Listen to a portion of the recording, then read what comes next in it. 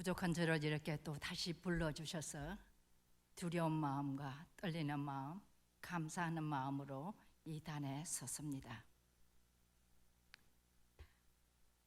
시편 139편 14절은 하나님이 우리를 신묘막측하게 지으셨다.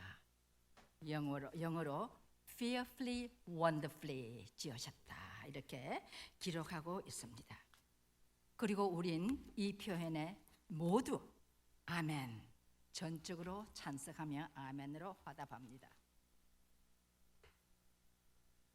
이 신묘막측하게 만들어주신 우리의 몸은 말씀 그대로 생각하면 할수록 신비롭기 정말 짝이 없습니다. 우리 모두 지금 숨쉬고 계시지요? 네, 숨쉬고 계십니다. 숨을 쉬는지 안 쉬는지도 모르면서도 숨을 쉬고 계십니다. 이제 의식적으로 숨을 not big breath, 평화롭게 자연스럽게 숨을 한번 쉬어보셔요. 자, 우리가 이 숨을 쉬면서 우리 호흡을 통해서 우리 폐로 들어간 그 산소가 지금 우리 몸속에서 어떤 일을 하고 있는지, 어떤 변화를 일으키고 있는지 아셔요? 신묘막측한 일을 하고 있어요. 이 조그만 산소가 우리의 피와 섞여서 믹스되어서 우리에게 힘을 주고 있어요. 그래서 계속해서 숨을 우리가 무의식 중에 쉬게 하고 또 생각하는 대로 마음이 원하는 대로 무엇을 행동으로 옮길 수 있는 그러한 힘을 우리에게 주십니다. 심장, 신장, 췌장, 뇌, 위장, 피부, 손톱까지 우리가 생각하면 생각할수록 그 기능이 얼마나 정말 신묘막측한지 알 수가 없습니다. 보편적으로 누구에게 당신 몸의 기능에 대해서, 몸에 대해서 한번 말씀해 보세요 하면은 우리는 아마 뇌, 이목구비, 손, 발, 다리, 그 다음에 얼굴 이렇게 해서 또 내장 기능들을 말씀하실 것 같습니다. 그런데 오늘 본문은 사람들이 예사롭게 생각하는 눈물에 대해서 말씀해 주십니다. 많은 사람들은 눈물은 다른 사람에게 보여서는 안 된다고 생각하는 그러한 우리 몸속에서 나오는 책이지요. 그래서 이 서양 사회에서는 어린아이가, 남자아이가 넘어져서 울면은 엄마는 Get up now, come on, you are not a sissy boy, get up 이런다고요. 그 sissy boy 아시죠? 질질질질 눈물을 징징징징 울면서 짜는 여자아이. 그러니까 이 소년들이, 아이들이, 남자아이들이 sissy boy라는 거 정말 싫어하거든요. 그러니까 금방 눈물을 닦고 일어납니다. 또 이 서양 사회에서는 Big men don't cry, 대장부는 울지 않는다. 그런데 요즘 21세기에 들어와서는 Big women don't cry, 이게 체구가 Big woman이 아니고 여장부들을 말하는 거죠. 여장부들도 울지 않는다. 아무튼 남자아이가 넘어져서 울 때든 어떠한 일이 있어도 우리가 울어서 안 된다고 우리는 이렇게 가르침을 받아왔습니다. 그래서 사랑하는 아내 혹은 남편 아니면 자녀를 잃고 아직도 지나치는 사람이 꼭 그 내 사랑하는 사람 같아서 뒤쫓아가서 얼굴을 보고 눈물을 흘리는 사람들에게 주위에 있는 분들은 이제 세월이 지나서니 울지 마세요. 신앙으로, 믿음으로 이기셔야죠. 이렇게 울지 말라고 합니다. 아마 그 이면에는 여러 가지 이유가 있을 듯 합니다. 그 많은 이유들 중에 눈물은 유약한, 겁쟁이, 믿음이 없는, 패기와 믿음이 없는 사람이 흘리는 그러한 수치스러운 감정 표현이라고 생각하기 때문입니다. 제가 어릴 때 한국에서 재수없게 운다며 우는 사람을 아니면 우는 아이를 이렇게 야단치는 것을 본 적이 있습니다. 서양인들 장례식에 가도 조용히 눈물을 닦는 모습들은 보지만 소리를 내어 흐느끼거나 통곡을 하는 것을 저는 본 적이 없습니다. 그러나 오늘 본문은 눈물이 얼마나 귀한 것인지를 말씀하십니다. 우선 생략적으로 눈물은 우리가 잘 볼 수 있게 도와줍니다. 그리고 윤활제 역할을 하여서 눈을 깜빡깜빡 블링크하게 해줍니다. 우리가 잘 보이지 않을 때 어떡합니까? 애를 써서 무엇을 읽으려고 할 때, 멀리 보려고 할 때 눈을 깜빡깜빡, 자연히 눈을 깜빡깜빡하지요. 그러고 나면 잘 보여요, 그렇죠? 네, 눈 속에 있는 여러 가지를 눈물이 씻어주기 때문입니다. 병균이 갑자기 눈 속으로 들어와도 눈물이 즉시 그 균을 씻어내어 줍니다. 특히 눈물 속에는 라이소자임이라는 박테리아와 바이러스를 용해시키는 효소가 있습니다. 그래서 눈의 염증을 예방해 주기도 합니다. 눈물은 우리가 모르는 사이에 계속해서 안력을 시켜주고, 그리고 항상 눈을 촉촉하게, 눈 속에 적당량의 습도를 유지하게 해줍니다. 눈물은 아담과 하와가 범죄하여서 하나님을 피하여 숨는 순간부터 거르기 시작하여서 요셉, 한나, 다윗 등 예레미야, 히스기야, 많은 성경 속의 인물들이 눈물을 흘렸습니다. 눈물로 예수님의 발을 씻긴 여인도 우리가 잘 기억하고 있죠. 사도 바울, 예수님도 눈물을 흘리셨습니다. 눈물은 어떤 때에 나죠? 슬플 때, 아플 때, 화가 났을 때, 무서울 때, 기가 막힐 때, 앞이 암담할 때, 감동을 받았을 때, 기쁠 때도 눈물이 나고요. 제가 신학교 졸업할 때 너무나 기뻐서 제가 거울 앞에서 연습을 하고 나갔어요.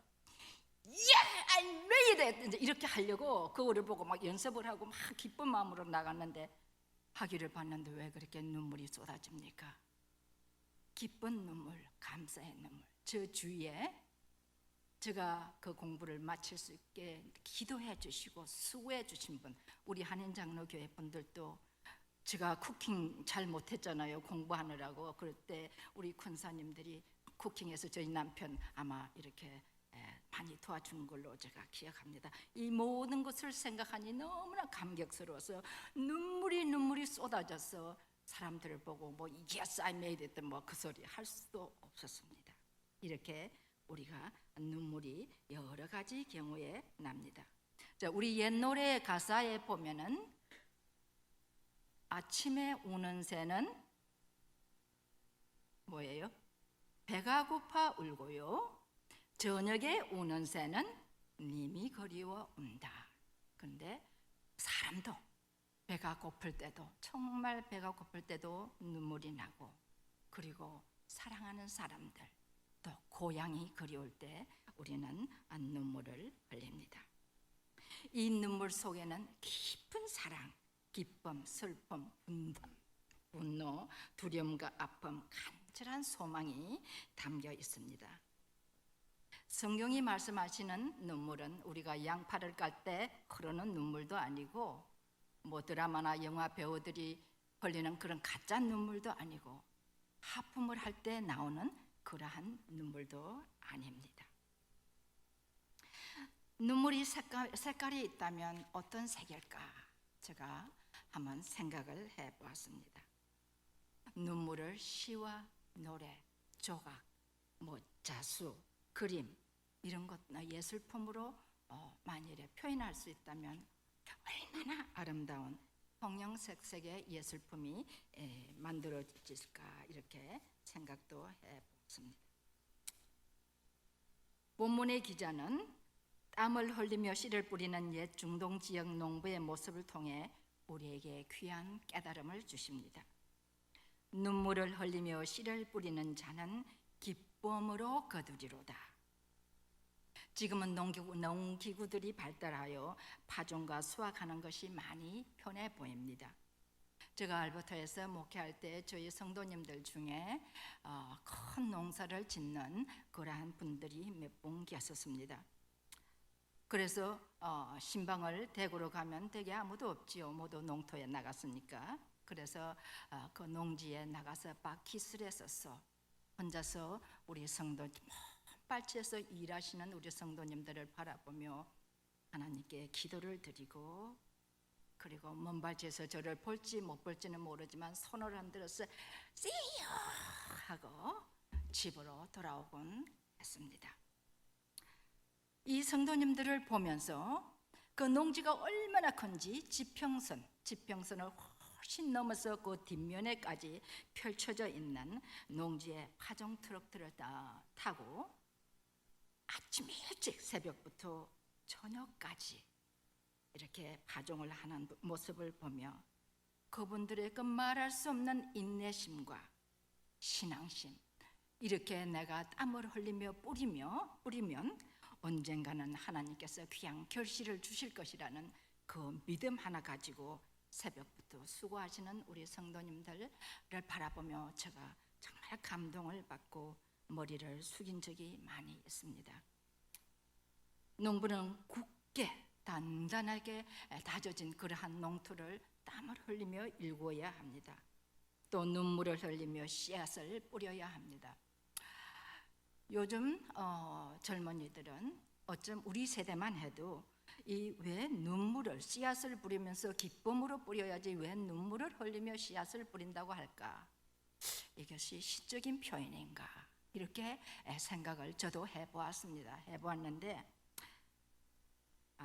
이곳저곳 주석을 보니 옛날에는 대가족의 식량은 부족한데 어린 자녀들은 많고 그 어린 자녀들의 입속으로 들어가야 될 식량을 아껴서 파종을 해야 되기 때문에 씨앗을 심어야 그 다음 해에 그나마 조금이라도 양식을 이렇게 구할 수 있기 때문에 아이들의 입속에 들어가는 곡식을 빼앗아 심는 그러한 부모의 마음으로 파종을 하기 때문에 눈물을 머금고 파종을 했다고 합니다. 수확하는 과정 역시도 몹시 힘들었습니다. 땀을 쏟으며 우기가 시작되기 전에 추수를 속히 해야 합니다.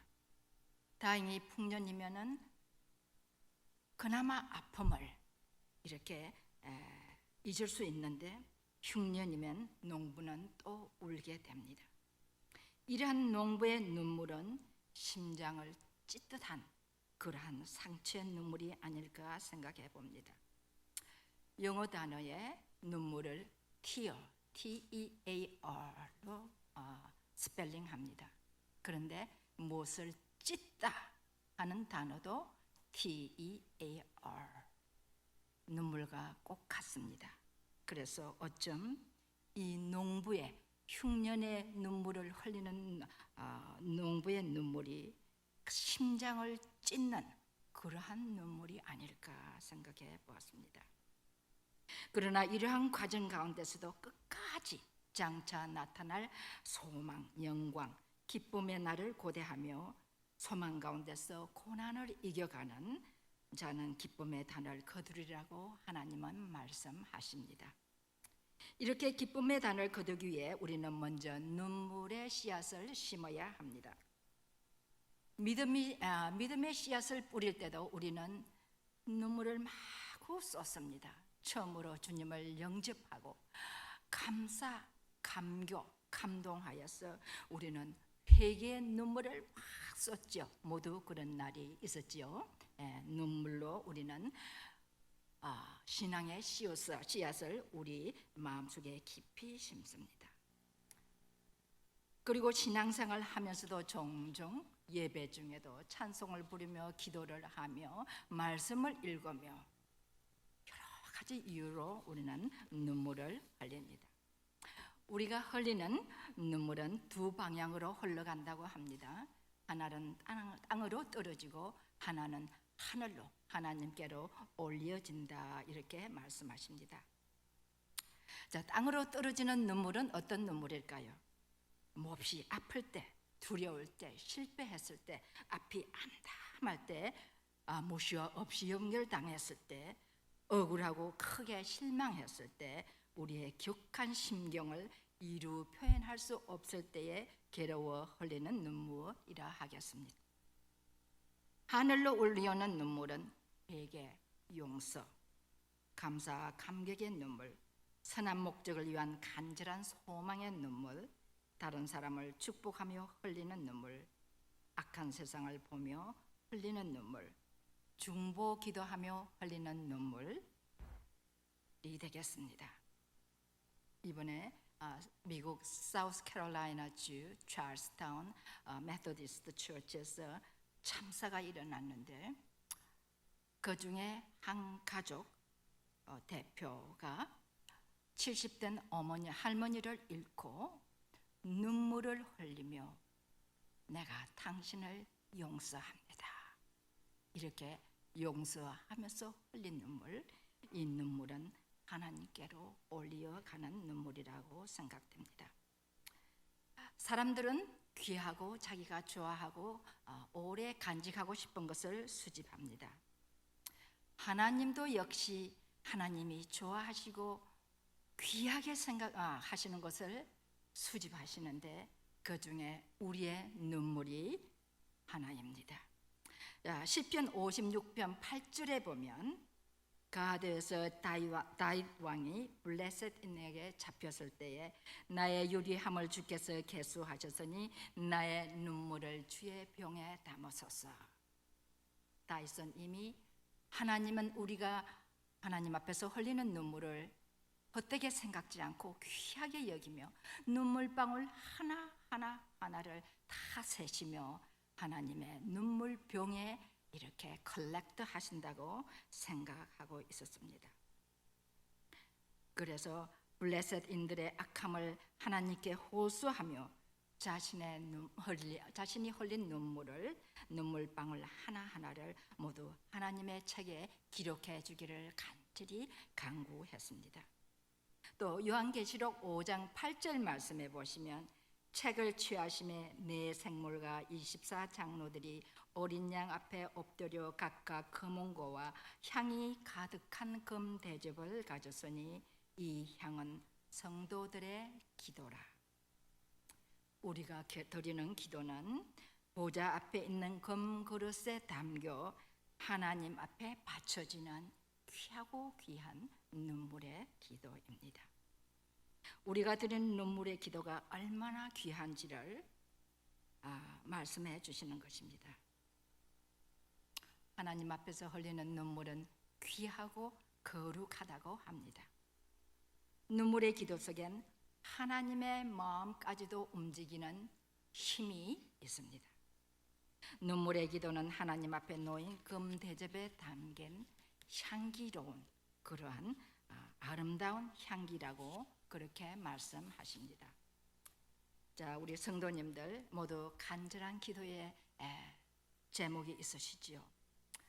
사랑하는 분들의 병 치유를 위해서, 교회를 떠나간 자녀들이 돌아오기를 위해서, 사악한 세상을 바라보며 너무나 마음이 아파서 여러 가지 이유로 하나님 앞에 눈물로 호소하며 드리는 기도가 있으리라 믿습니다. 이 모든 눈물의 기도가 금그릇에 담겨 아름다운 향기로 하나님 앞에 올려진다고 한번 상상해 보셔요. 정말 아름답지요. 정말 귀하지요. 이거 그냥 눈물이 흘러서 클리넥스로 쓱싹 닦고 나면 없어지는 것이 아니고 하나님의 눈물병에 모아지고 하나님 앞에 아름다운 향기로 받쳐지는 귀하고 귀한 눈물의 기도들입니다. 우리가 누군가를 위해 드리는 눈물의 기도의 힘, 환경과 사람의 마음을 움직여 변화시키고 바꾸는 하나님의 능력이 나타납니다. 주님의 말씀을 거역하고 실패한 후 앞이 암담하여서 350장 찬송, 나는 갈 길 모르니 주여 인도하소서. 어디 가야 좋을지, 어떻게 해야 좋을지 주여 저는 모르겠습니다. 저를 인도해 주시옵소서. 저를 도와주시옵소서. 이렇게 눈물로 회개의 기도를 드릴 때 마음의 평정을 찾게 되고 앞길이 보이기 시작합니다. 우리가 씨앗을 뿌린 순간부터 땅 속에는 우리 눈에 보이지는 않지만 이미 그 씨 속에 변화가 생기기 시작합니다. 그와 마찬가지로 우리의 기도가 하나님 앞에 바쳐지는 순간 귀한 변화, 아주 중요한 변화가 생기기 시작합니다. 주님은 지금도 우리를 초대하십니다. 수고하고 무거운 짐진 자들아 다 내게로 오라. 내게 와서 쉬라. 그리고 나에게 구하라. 이렇게 지금도 우리가 오기를, 주님 앞에 눈물로 오기를 초청하십니다. 이 거룩한 초청에 응하시는 분들의 삶에는 그 순간부터 변화가 시작됩니다. 눈물로 회개와 중보의 씨앗을, 기도의 씨앗을 심는 자들은 기쁨의 단, 기쁨의 결실, 기도의 응답의 단을 꼭 거두실 것입니다. 하나님의 약속이십니다. 이제 다 같이 말씀을 생각하며 조용히 묵상 기도하고 제가 연이어 기도하겠습니다.